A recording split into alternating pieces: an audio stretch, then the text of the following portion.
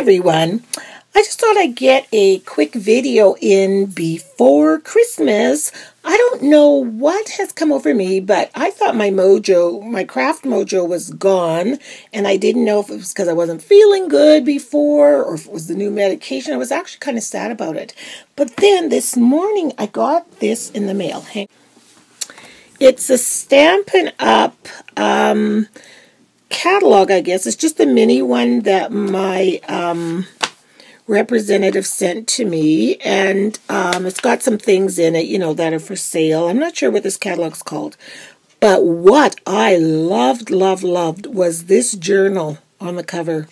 It's made with a composition book, and that just got me going. I was like, I've got 4 composition books here. Lots of last-minute Christmas gifts. Easy peasy. Doily here. Some scrap paper. There is vellum on top. I don't know if I'm going to sew or not. I don't feel like hauling out my sewing machine, and I don't know that it will really matter.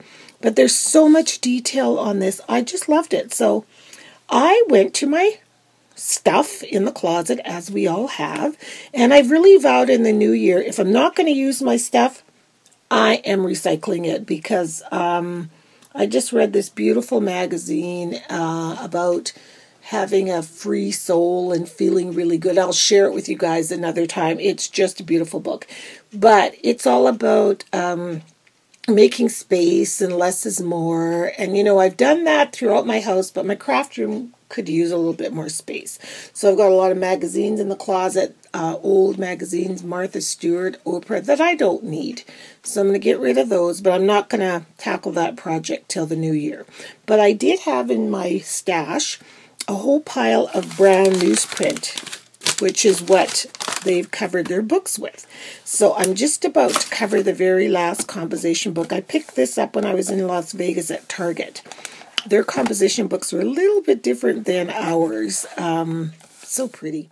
I'm just using Mod Podge to cover it, and a foamy brush, and just running it right down. I'm going to leave the brown margin there, just because I just don't think it would cover very well without it.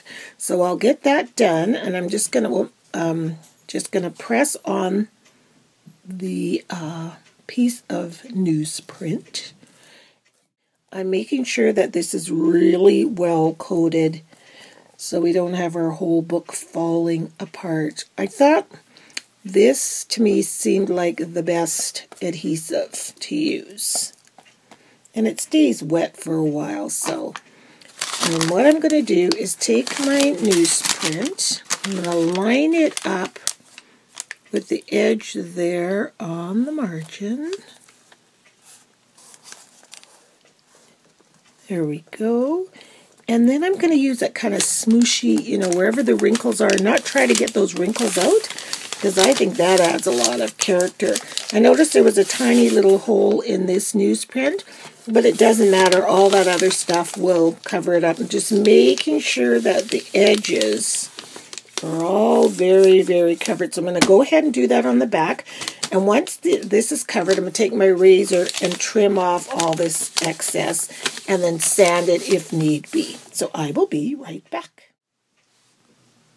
So I've got all 4 of my composition books covered here and dry, as you can see. 1, 2, 3, 4. So it's fantastic. I love the cover and the surface. So before, I'm going to just drip some white paint on here just to give it a little bit of a distressed look. But before I do that, I wanted to figure out how they went about making these shapes like this sort of big tag. So I looked in, I've got a lot of Lost and Found 6x6 packs. So I used this one here,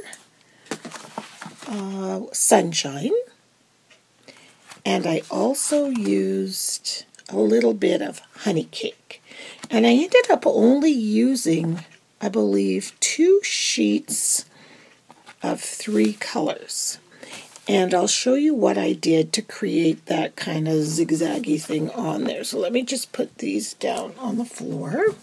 Please excuse my matte. I tried to order another one from Stampin' Up, but apparently they don't sell them anymore. So in the new year, I'm going to have to find a new one. I mean, it still works great. It's got lots of love on here and lots of creativity, but it is really getting grungy and beat up. So I definitely need a new one. So I want to show you how this looks. Now, it's all glued together here.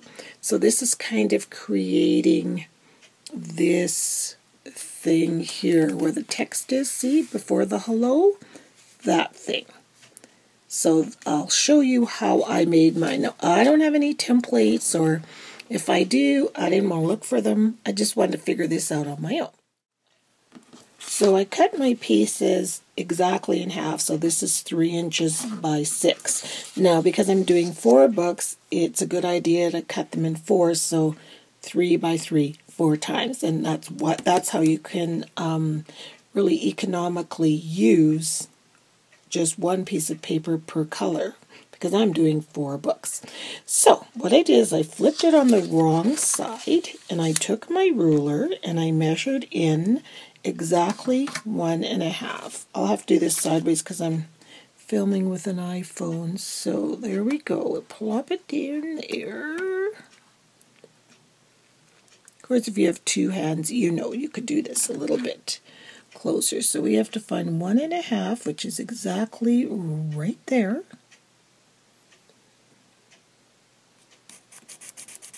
So I marked it with a pencil, and then I marked it all the way down with the ruler just to be sure it was straight, because I get in the habit of trying to do things really quickly, and then I make a mistake, and I think, why didn't I do it right the first time? What did they say? Measure twice, cut once. So then, I only wanted to come up 1 inch when I cut it, so I just have to mark that. So 1 inch. I only want to come to here. There. So then I just cut it in the typical way that we do. You know, you cut along that line, and then you cut along that line, and that creates this flag thing, or tag, or banner, or whatever you want to call it at the bottom. So that was this piece here, this smaller piece here. Now let me just find my pieces that are just loose. Here they are. So that would be this piece here. Then what I did is I did the same thing but in reverse, because I wanted the points to go up. So I cut 4 out of this color, 4 out of this color, and 4 out of this newsprint. And then what I did is I eyeballed it. I wanted it to measure roughly from the bottom tip here to the top. That's 6 inches right there. So I want the whole thing to be 6 inches. So once I had one laid out, I just simply started to glue, matching them up, and glue it using my ATG gun. So I'm just going to go ahead and get that glued, and I will be right back. Now the next thing I'm going to do, you guys are going to laugh, because when I pulled out, you all recognize this stamp thing from Stampin' Up, or Stampin' Wheels. I mean, when's the last time you used yours? Mine was so dusty, it's like embarrassing. So I had to dust it before I used it. So what I'm going to do, this is a really pretty script stamp. Can you see that? It says friends and love and all these wonderful words. So I'm going to roll this right down the side here, and I'm going to use my ruler just as a tentative guide for me. And you can use these wheels with an ink pad. You just have to roll it. You don't have to put the ink cartridge in if I don't have a white. So I'm doing it in white, and I'm just going to, sorry, I have to peek away from the camera to get this straight. And then I'm just going to roll it and try to keep it as straight as I can along the ruler side. There. And if I missed a tiny little bit up there, because it's sort of a convoluted script, you can't really tell. So there you go. So I've just got those going down each of the 4 journals. So I'm just about to glue my doily down, and no, you're not looking at the wrong thing. I am all about improvising, and as a matter of fact, that is one of the challenges I love about just creating, is taking what you have and making it work. So these are some leftover doilies that we had used as jar lids for our jams and stuff, and I had a few left over. So I'm just gluing this side down on top of there, and I've, voila, got me a white doily, because I don't have any small ones left. And I thought that I didn't have enough, and I was going to improvise with I've got some bigger ones like these, and I was just going to cut them in half and just make it work. I mean, it doesn't have to be exactly, these are 10-inch ones, so I would have just cut it and had half of a doily or whatever. Use what you have. It makes it sort of, even though I'm kind of copying it almost exactly the way it is, but just use what you have, and it just makes it more your creation, and it makes it a lot more fun. So I'm just about to glue these two pieces down so it looks something like that. So it is starting to look a lot like our picture, which is kind of fun. So this is the picture, and this is where I'm at with mine. And you can see how I took paint and just dripped it. I'm right out of white paint. This was just down to the dredges. And so what I did is I filled it with water, held the brush up really high, and just let it drop wherever it was going to drop. And then I dabbed it with a paint cloth. And that's it. And so I'll get on to gluing this down, and I'll go to the next step. I want to show you why these grid mats are so fabulous. So for my journal, because I'm going to give them away for gifts, I just want to put stuff on the front of them, because then that way they can put whatever they want. It can be stuff on their mind, it can be stuff they have to do, so on and so forth. So I'm just going to put stuff. And then, so I had a sheet of vellum here. So what I did is I've just lined up my letters, you see, and there's one under there. And so I'm just going to show you how much easier it is when you have a grid underneath, because it keeps everything straight. So the alphabet letters I'm using here are called Type Alphabet, and they're from Stampin' Up, and I've had these forever. So I'm skipping every one. So I'm just gonna go down here, and I'm gonna line up my S as close to the edge as I can, and press down. So I got my S, then my T. It's so easy because I can line the grid of the stamp with the line underneath, you see? And then I go in as close as I can get to the S. And the T is mounted leaning to the right. It always has been, and I haven't fixed it, but that's okay. These do not have to be perfectly straight. But again, I'm going in as close as I can get to that T. Put the U down. There. So we've got our 4 stuffs. See? All ready to go. So I'm going to let these dry a little bit because it is vellum, but I do want to show you something really neat. Now you see how they've got this little charm here, and I think those are called cabochons, those little flowers, which I still want to use, but I'm going to add one more charm. I bought these at Michael's just before Christmas for 70% off, so I got about 4 packages for 33 cents each, and I thought, I know I'll find a use for them. I know I will. So I'm going to use these. I'm not going to use the wine charms, but I'm not going to use that wine charm ring. I'll save that for something else. So I tried it out with my initial. Look at that. So I'm going to hang that as one of the charms so they are initialed. So I know who they're for, and one, her name is Joanna, so that's a J, and so on, and I've got all the initials, and I'm going to hang these off their journals. Isn't that cool? I have 4 packages of these, and they were 33 cents. So I'm so glad I figured out a use for them. So I've got all 4 journals finished, and I love how they turned out. just so much like the picture in the book, on the book cover, but a little bit different. So I forgot to say that the ink that I used to stamp this was cherry cobbler, and then just underneath, this is some more of the same paper. It was just a scrap piece. I think it's glued down. It's the back side of one of these. So I made sure that the rectangle went right to the end of the book here, and then I glued on the T for her initial, and then the double buttons here. So this one actually has a brad on a button, and then just a little tiny little pennant there, and then my little flaggy thing, and then the roll, the Stampin' Up! Roll there, and then just my paint splatters.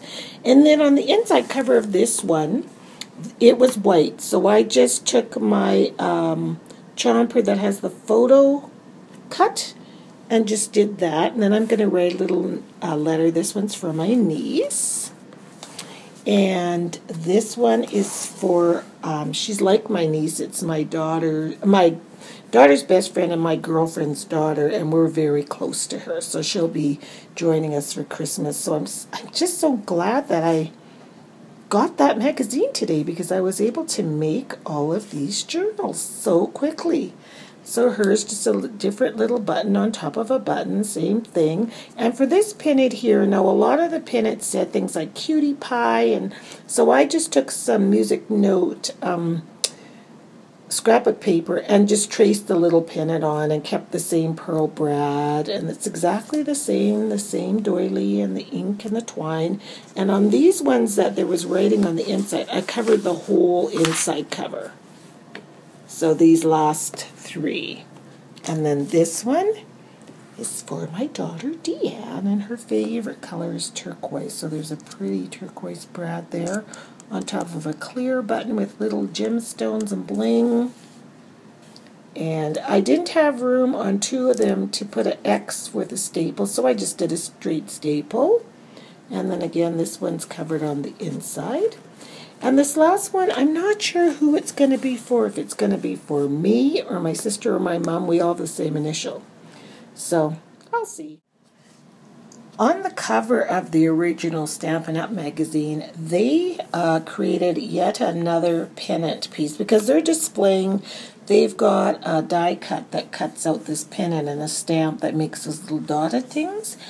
But I didn't feel the need for yet some more arrows, if you know what I mean. Like, I just like if you're going to put something on the page, for it to have kind of a purpose.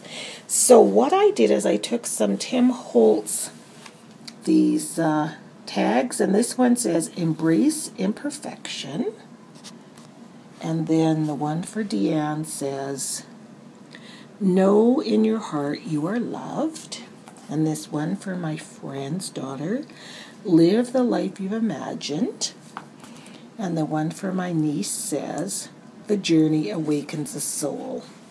So I am just so pleased. Don't you love it when you find a last-minute gift that's really quick, and it was inspired for me by my mail. Absolutely love these. Very quick. I didn't put a whole bunch of tabs or distress the pages or anything like that. I just left them blank journals. And if I get around to it, I might take some papers and just make maybe 4 or 5 tabs for each journal.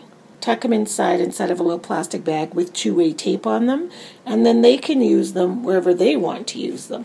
I thought of that idea, but if I don't have time, I'm not going to worry about it. So thanks a lot for watching, and I hope that inspired you, if you have time, to make some last-minute gifts. Use your stuff at home. This didn't cost me anything. I had all these little notebooks in here. I had absolutely everything. So thanks so much for watching, everyone, and we'll see you next time. Bye.